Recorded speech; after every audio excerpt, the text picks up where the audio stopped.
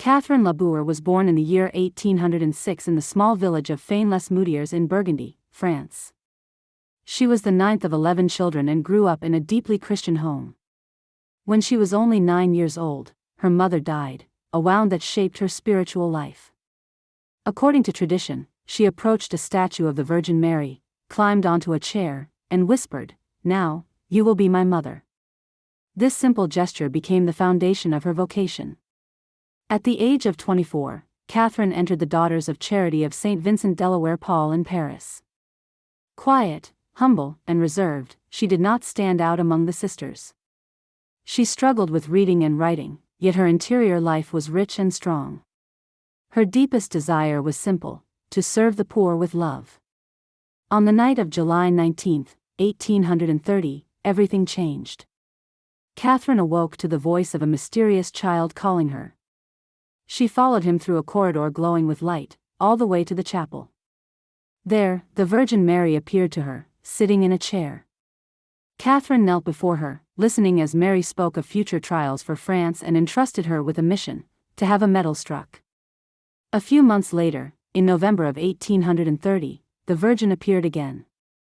Catherine saw Mary standing on a globe, rays of light streaming from her hands. Around the vision were the now famous golden words, "O Mary conceived without sin, pray for us who have recourse to thee." Then the image turned, revealing the back of the medal, a large M intertwined with a cross, above the Sacred Heart of Jesus and the Immaculate Heart of Mary. Catherine's task was clear: the medal had to be made and distributed. True to her humility, she begged that her identity never be revealed. She told everything to her confessor, Father Aladel, who struggled for years to believe her. When the medal was eventually struck, miracles began to spread quickly: conversions, healings, and divine protection. People soon called it the Miraculous Medal.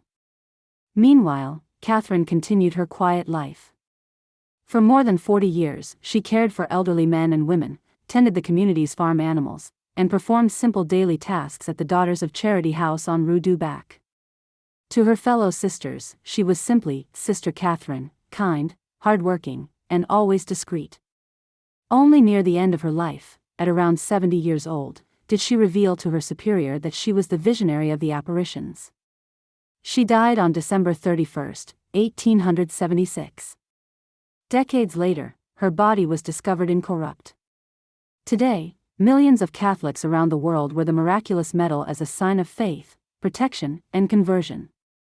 The Chapel of Rue du Bac remains one of the most visited pilgrimage sites in Paris.